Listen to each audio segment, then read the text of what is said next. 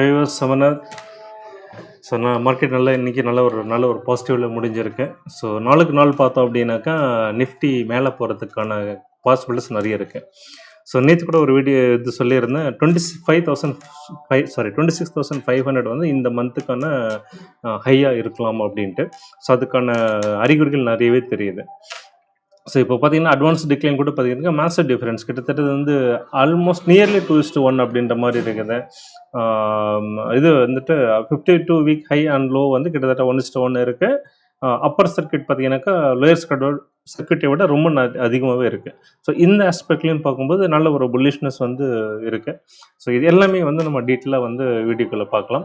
So வீடியோக்குள்ளே போகிறதுக்கு முன்னாடி டிஸ்க்ளைமர், இது வந்து ஒரு எஜுகேஷனல் பர்பஸ்க்காக தான், ஜஸ்ட் ஷேரிங் மை வியூஸ். எப்போவுமே ஒரு நல்ல ஒரு இன்வெஸ்டர் அல்லது ட்ரேடர் அப்படின்னாக்கா அவங்களுடைய ஓன் ஸ்டடி அனாலிசிஸ் பண்ணி ஓன் டெசிஷன் எடுக்கிறது தான் புத்திசாலித்தனமாக இருக்கும். தென் ஒரு ரிக்வஸ்ட்டு, இந்த வீடியோ வந்து மேபி உங்களுக்கு வந்து யூஸ்ஃபுல்லாக இல்லைன்னா கூட வந்து மற்றவங்களுக்கு யூஸ்ஃபுல்லாக இருக்கலாம். ஸோ வந்து நீங்கள் வேறு வாட்ஸ்அப் குரூப்பில் இருக்கிறவங்களுக்கு ஷேர் பண்ணிங்கனாக்கா ஒரு முகம் தெரியாத நபருக்கு நீங்கள் ஒரு ஹெல்ப் பண்ணதாக இருக்கும். ஸோ தயவு செஞ்சு வந்து சப்ஸ்கிரைப் பண்ணுங்கள், லைக் பண்ணுங்கள், முக்கியமாக ஷேர் பண்ணுங்கள். ரைட், வீடியோக்குள்ளே போகலாம். ஸோ ஃபஸ்ட்டு சொல்லியிருந்தது இந்த பீகார் எலெக்ஷன். ஸோ நான் திரும்ப சொல்லிட்டு இருந்தது வந்து லாஸ்ட் ஒரு கப்புள் ஆஃப் வீடியோஸில் பார்த்தீங்க அப்படின்னாக்கா பீகார் எலெக்ஷன் வந்துட்டு ஒரு டிசைடிங் ஃபேக்டராக இருக்குது, நிறைய சான்சஸ் இருக்குது அப்படின்ட்டு. இப்போ வந்து நேற்று வந்து இது போலிங் முடிஞ்சது. ஸோ எக்ஸிட் போல் வெளியில் வந்திருக்கு. ஸோ அதன்படி பார்க்கும்போது எல்லாருமே ஆல்மோஸ்ட் எல்லாருமே என்ன பண்ணுறாங்கனாக்கா, இப்போ இருக்கிற கரண்ட் கவர்மெண்ட் வந்துட்டு அவங்களுடைய ஆட்சியை தக்க வைத்து கொள்ளும், ரீட்டைன் பண்ணும் அப்படின்னு சொல்கிறாங்க. ஸோ என்டிஏ வந்து 147லேருந்து 167 சீட்டு எடுக்கும். டோட்டலில் 243 சீட்டு, 122 எடுத்தால் வந்து மெஜாரிட்டி கவர்மெண்ட் ஃபார்ம் பண்ணலாம். பட் இது நல்லாவே வந்து ஸ்வீப் ரிசல்ட் அப்படி இருக்கும் அப்படின்றாங்க. ஸோ அந்த வகையிலேருந்து 147லேருந்து 167 வந்து இருக்கும் அப்படின்றாங்க. காங்கிரஸ் அண்டு லல்லு பிரசாத் கட்சி வந்துட்டு ஒரு 70 to 90 எடுக்கலாம். அப்புறம் வந்து பிரசாந்த் கிஷோர் வந்துட்டு 5 சீட்டு. ஸோ இதில் வந்து ஒரு கவனிக்க வேண்டிய விஷயம் என்னென்னாக்கா, பிரசாந்த் கிஷோர் வந்துட்டு நல்ல ஒரு பொலிட்டிக்கல் அனலிஸ்ட் அப்படின்னு சொல்லுவாங்க. ஈவன் வந்து இப்போது நம்ம தமிழ்நாட்டில் இருக்க டிஎம்கேக்கு வந்து ஆட்சியில் வர்றதுக்கு அவர் வந்து நிறைய வியூகங்கள் வகுத்து கொடுத்தாரு, வின் பண்ணுறதுக்கு நிறைய ரொம்ப ஹெல்ப் பண்ணார் அப்படின்ற மாதிரி சொன்னாங்க. அவரே பார்த்தீங்கன்னாக்கா அவன் நார்த்தில் வந்து 5 சீட் தான் வர்றதுக்கு வாய்ப்பு இருக்குது அப்படின்றாங்க. ஸோ பாருங்கள் எப்படி இருக்குது பாருங்கள். நம்மளால் ஒன்று நம்மக்கிட்ட இருக்க ஒரு ஸ்கில் வந்து மற்றவங்களுக்கு யூஸ்ஃபுல்லாக ஆகுது, ஆனால் நமக்கு அது யூஸ்ஃபுல்லாக ஆகலை. ஸோ இது வந்து நடக்கும். என்னுடைய எக்ஸ்பீரியன்ஸும் சரி, பல வகையில் வந்து மார்க்கெட் பற்றி சிலது நான் கமெண்ட்ஸ் சொல்லுவேன், அது மற்றவங்க யூஸ்ஃபுல்லாக இருக்கும், ஆனால் எனக்கு ரொம்ப சண்டை யூஸ்ஃபுல்லாக இருக்காது. ஸோ இது எல்லாம் வந்து வாழ்க்கையில் சகஜம் தான்.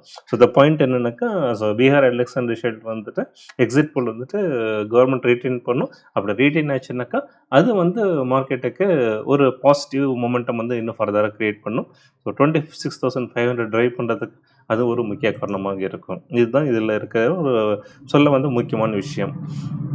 தென் வந்து இன்னொரு ரீசன் வந்துட்டு 26,500 போகிறதுக்கு என்ன ரீசன் அப்படின்னாக்கா, நம்ம நிஃப்டியோட மந்த்லி சார்ட்டில் நீங்கள் பார்த்தீங்கன்னாக்கா ஒவ்வொரு மந்த்தும் வந்து எவ்வளோ அவரேஜாக வந்து ஹை அண்ட் லோ இருக்குது அப்படின்னு பார்த்தோம் அப்படின்னாக்கா கிட்டத்தட்ட வந்து 1250 பாயிண்ட்ஸ் இருக்கும். அது நீங்கள் ஏடிஆர் இண்டிகேட்டர் போட்டிங்கன்னா தெரிஞ்சிடும் இது எவ்வளோ இருக்குது அப்படின்றது. ஸோ அதன்படி பார்க்கும்போது 1250ன்றது நிஃப்டியோடைய ஹை டு லோ எவரி மந்த்துக்கு ஆனால் அந்த ரேஞ்சு அப்படின்னு சொல்லுவாங்க. ஸோ அந்த வகையில் பார்த்தீங்கன்னாக்கா ஏற்கனவே வந்து நிஃப்டி வந்து 2600 போயிருந்தது. அதன்படி லோ வந்து 24,800 வந்து இருக்கிறதுக்கு வாய்ப்பு இருக்குது.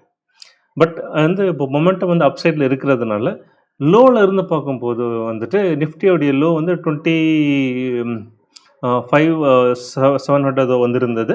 ஸோ அதன்படி பார்க்கும்போது ஹை வந்து 26,500 வருது.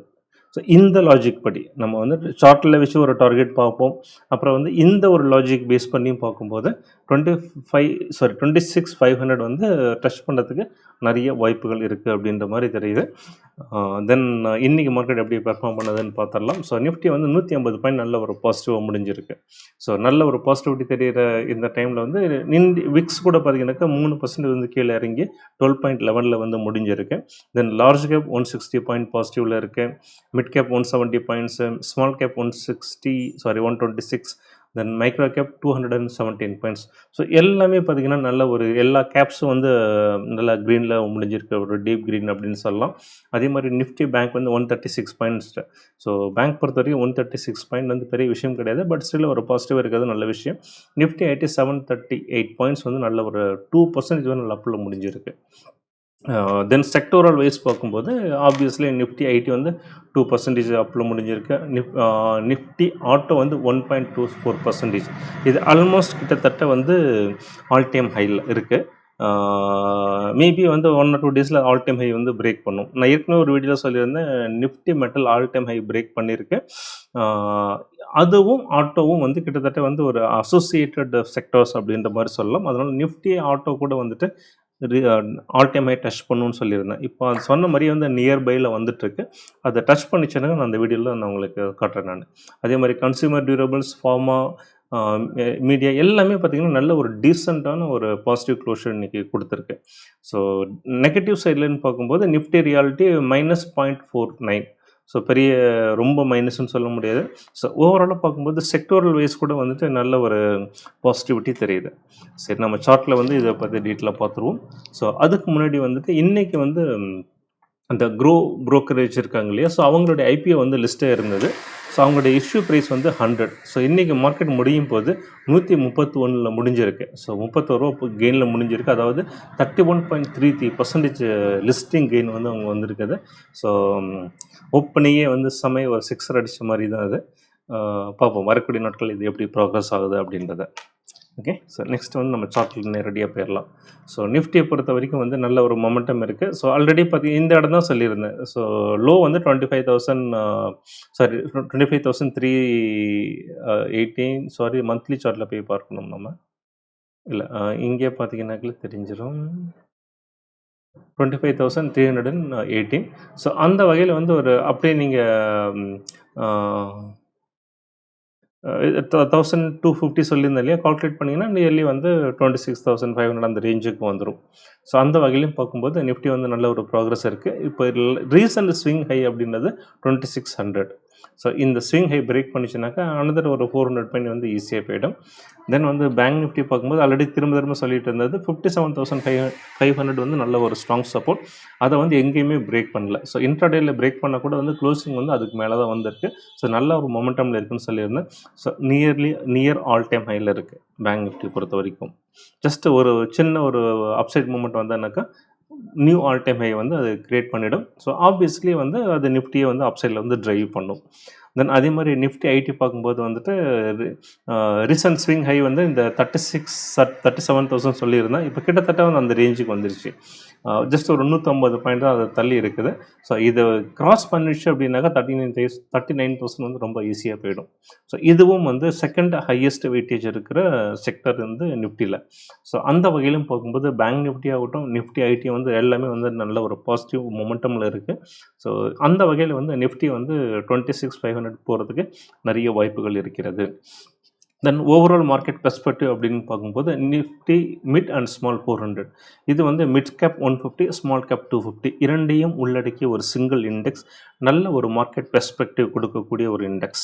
ஸோ நல்ல ரிலையபிள் இண்டெக்ஸ் என்னை பொறுத்த வரைக்கும். ஸோ அது பார்த்திங்கன்னா அதுவும் நல்ல ஒரு மொமெண்டம் கெயின் ஆகிட்டு நல்ல அப்சைடில் போயிட்டுருக்கு. இந்த 20,600 வந்து பழைய ஆல் டைம் ஹை அந்த ரேஞ்சு. அதை பிரேக் பண்ணிச்சிருக்க நல்லாவே மேலே போயிடும். ஸோ ஓவராலாக பார்க்கும்போது large cap, mid and small cap எல்லாமே வந்து ஒரு நல்ல ஒரு மொமெண்டம் வந்து கெயின் ஆகிட்டு இருக்குது பாசிட்டிவ் சைடில்.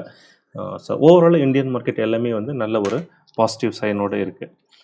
தென் வந்து நம்ம தாதா யூஎஸ் மார்க்கெட் எப்படி இருக்குன்னு பார்க்குறீங்கன்னாக்கா நல்ல ஒரு பெரிய க்ரீன் கலரில் இது ஃபார்ம் ஆகிருக்கு. டவ் வந்துட்டு 559 பாயிண்ட் பாசிட்டிவாக முடிஞ்சிருக்கு.